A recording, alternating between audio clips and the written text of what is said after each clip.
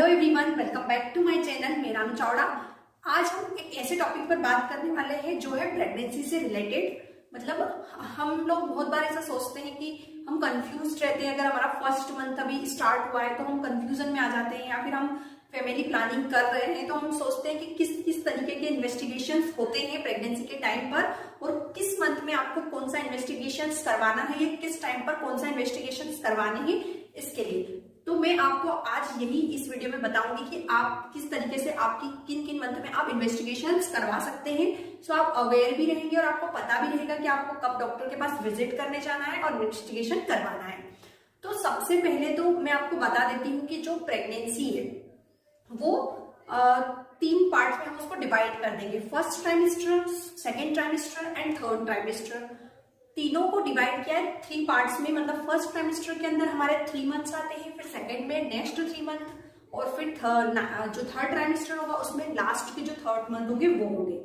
तो first trimester में हमारे पहले 3 मंथ काउंट होंगे, फर्स्ट मंथ, सेकेंड मंथ और थर्ड मंथ। तो आपको फर्स्ट, सेकेंड, थर्ड में कौन कौन सी इन्वेस्टिगेशंस करवानी है उस पर आज मैं डिटेल में वीडियो बनाऊंगी। और नेक्स्ट सेकेंड ट्राइमेस्टर और थर्ड ट्राइमेस्टर की जो वीडियोस होंगी वो आगे आने वाली जो वीडियोस होगी उनमें आपको मैं डिस्कस करूंगी।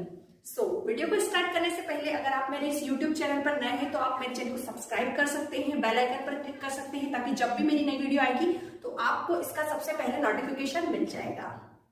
और सब्सक्राइब करना तो बिल्कुल ही फ्री है, तो आप बिल्कुल सब्सक्राइब करके ही जाइए। सबसे स्टार्टिंग में जब आपके जो पीरियड्स होंगे वो मिस हो जाएंगे, या फिर आपका जो मतलब टाइम आने वाला था वो मिस हो गया है, उस समय नहीं आया है, तो आप अब ये सोच रहे होंगे कि कहीं मैं प्रेग्नेंट तो नहीं हूं। तो इसके लिए एक प्रेगनेंसी की किट आती है, आप उसको अपने घर पर भी इजीली यूज कर सकते हैं। अगर आपका जो फर्स्ट में अगर आपका मिस होता है पीरियड, तो आप प्रेगनेंसी की किट से उसे टेस्ट करते हैं, तो तब अगर आपका पॉजिटिव आ जाता है इसका मतलब आप प्रेग्नेंट है। लेकिन अगर वो पॉजिटिव नहीं आता है तो आप अगले वीक मतलब अगले हफ्ते भी एक बार और टेस्ट करके देख सकते हैं अगर आपका पीरियड नहीं आता है तो। क्योंकि कई बार ऐसा होता है कि पहले टेस्ट नेगेटिव आता है, फिर 1 वीक बाद वापस मतलब फिर पॉजिटिव आ जाता है। तो आप 1 वीक बाद भी उसे टेस्ट कर सकते हैं। तो ये तो आपका घर का टेस्ट हो गया कि आप इजीली घर पे अपना कंफर्म कर सकते हैं कि प्रेगनेंसी हुई है या नहीं हुई है। अगर आपकी जो किट है उसमें आपको पॉजिटिव आ गया, अब आप जाएंगे डॉक्टर के पास विजिट करने के लिए। विजिट करने के लिए जब आप डॉक्टर के पास जाते हैं तब तक आपका करीबन आप 1 मंथ तो पहले ही हो चुका था जब मिस हुआ पीरियड। उसके बाद आप 1-2 हफ्ते बाद जाएंगे, इसका मतलब आपका हो जाएगा 6 वीक्स, मतलब कि 4 से 6 हफ्ते आपके हो जाएंगे। तब आप डॉक्टर के पास जाएंगे तो डॉक्टर आपका बीटा HCG टेस्ट करवाएंगे और आपका यूरिन टेस्ट करवाएंगे। उससे कंफर्म करेंगे कि आपकी प्रेगनेंसी पॉजिटिव है भी या नहीं है।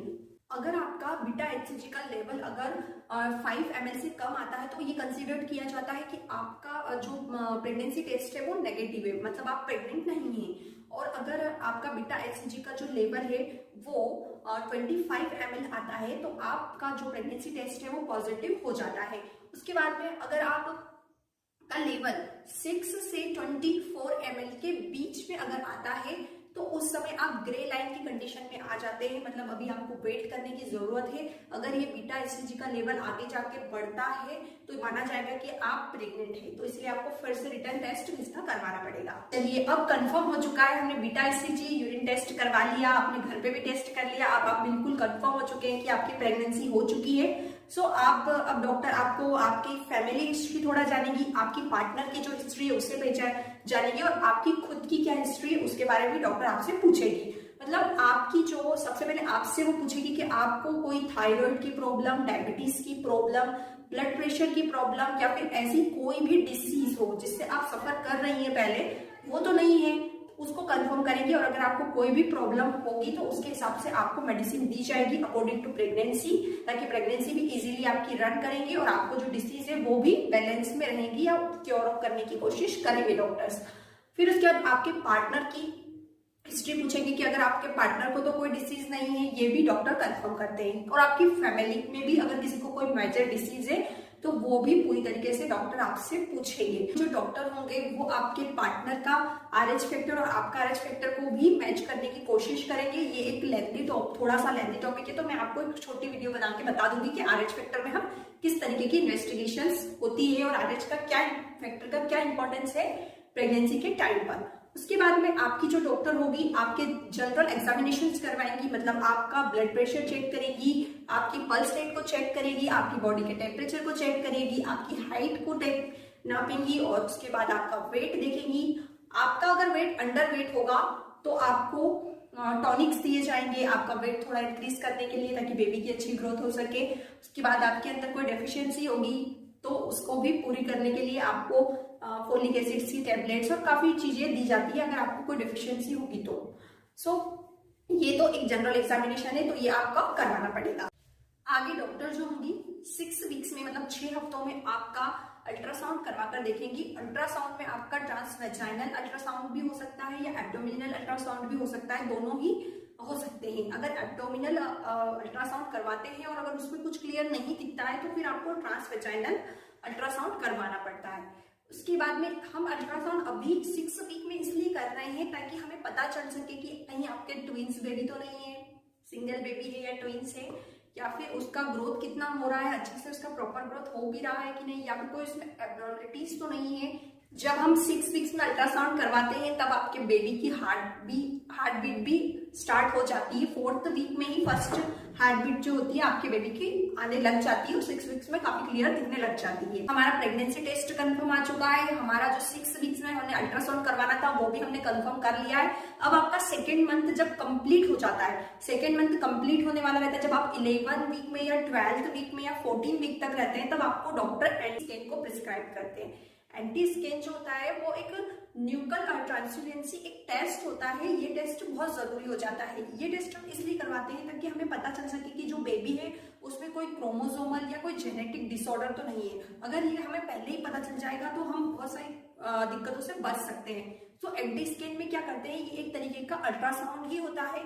इसमें आपके जो बेबी है उसकी जो नेक है वहां से थोड़ा सा फ्लूइड को कलेक्ट किया जाता है और वो देखा जाता है कि अगर वहां पे फ्लूइड अगर ज्यादा अमाउंट में होता है तो इसका मतलब है कि बेबी एब्नॉर्मल है या उसे क्रोमोसोमल डिसऑर्डर है, और अगर उसका फ्लूइड बहुत ही कम रहता है वहां पे तो वो बहुत ही नॉर्मल बेबी है और हेल्दी बेबी। तो इस तरीके से हमें बिल्कुल कंफर्म हो जाता है कि हमारा जो फीटस है जो यूटेरस में अभी बड़ा हो रहा है वो बिल्कुल हेल्दी है। आगे हम एमनियोसेंटेसिस भी करवाते हैं। एमनियोसेंटेसिस भी हम 11 से 14 वीक्स के बीच में करवा सकते हैं। एमनियोसेंटेसिस जो होती है वो फीमेल्स के लिए थोड़ी सी अनकंफर्टेबल हो सकती है। इसमें जो हम इसकी क्या प्रोसीजर होती है, इसमें हम एक निडल लेते हैं, उसको डायरेक्ट एब्डोमिनल वॉल से यूटेरस के अंदर इंसर्ट करते हैं और निडल एकदम थिन पतली सी होती है, हॉलो होती है, खाली होती है बिल्कुल। उसमें हम एमनियोटिक फ्लूइड को कलेक्ट कर लेते हैं और वो जो एमनियोटिक फ्लूइड होता है उसे हम बाहर निकाल लेते हैं। देन हम उसका इन्वेस्टिगेशन करवाते हैं कि बेबी में कोई क्रोमोसोमल एब्नॉर्मलिटी या कोई जेनेटिक डिसऑर्डर तो नहीं है, ये भी हमें वहां पे कंफर्म हो जाता है। इसीलिए हम एमनियोसेंटेसिस करवाते हैं। कुछ लोग एमनियोसेंटेसिस का गलत प्रयोग भी करते थे। वो वहां पर सेक्स डिटरमाइनिंग करने के लिए कि जो बेबी है वो फीमेल है या फीमेल है या मैन है, गर्ल है या बॉय है, इसके लिए करते थे। तो ये एक तरीके से बिल्कुल सही नहीं है और ये इलीगल प्रोसेस है। तो ये वाली प्रोसेस तो अब कोई भी डॉक्टर नहीं करवाते हैं। ये अगर होता भी है तो हम इसमें सिर्फ क्रोमोसोमल एब्नॉर्मलिटीज को देखने के लिए या जेनेटिक कुछ डिसऑर्डर होगा तो हम उसका कंफर्म करने के लिए ही इस वाले टेस्ट को हम करवाते हैं। जब हम एमनियोसेंटेसिस करवाते हैं तो हम बिल्कुल अल्ट्रासाउंड के गाइडेंस में ही उसे करते हैं कि किस तरीके से जो निडल है वो अंदर इंसर्ट हो रही है और कितना हमें अंदर तक निडल को ले जाना है। तो बिल्कुल इसमें कोई भी टेंशन वाली बात नहीं होती है, बहुत ही सिंपल प्रोसेस होती है। कोरियोनिक विलाई सैंपलिंग करवाते हैं। कोरियोनिक विलाई सैंपलिंग भी हम 11 से 14 वीक के बीच में करवाते हैं कंफर्मेशन के लिए कि कोई क्रोमोसोमल एब्नॉर्मलिटीज तो नहीं है। उसे इन्वेस्टिगेशन करवाने के लिए डॉक्टर्स करवाते हैं। तो इसमें क्या होता है कि इसमें जो फीमेल होती है उसकी जो वजाइना होती है, वो जो सर्विक्स होता है उसे अच्छे से पहले क्लीन कर लिया जाता है एंटीसेप्टिक सॉल्यूशन से।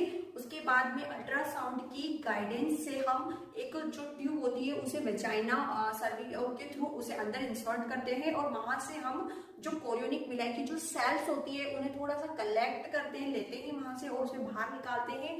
फिर हम उसको इन्वेस्टिगेट करते हैं कि इसमें कोई क्रोमोसोमल एब्नॉर्मलिटी तो नहीं है और इसमें थोड़ा सा फीमेल को डिस्कम्फर्ट हो सकता है, उसे थोड़ा सा क्रैम्पिंग टाइप का पेन भी हो सकता है पर ज्यादा पेन नहीं होता है।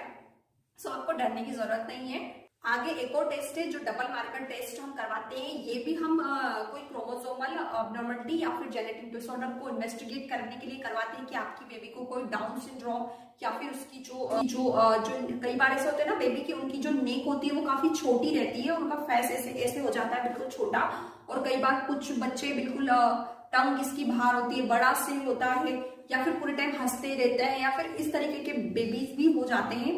तो हम लोग उसको इन्वेस्टिगेट करते हैं कि आपका बेबी बिल्कुल हेल्दी है या नहीं। तो इन सारे टेस्टों से बिल्कुल कंफर्म हो जाता है कि आपका बेबी हेल्दी है या नहीं है, या उसमें कोई एब्नॉर्मलिटी तो नहीं है। सो फर्स्ट ट्राइमेस्टर में तो इतने ही टेस्ट होते हैं।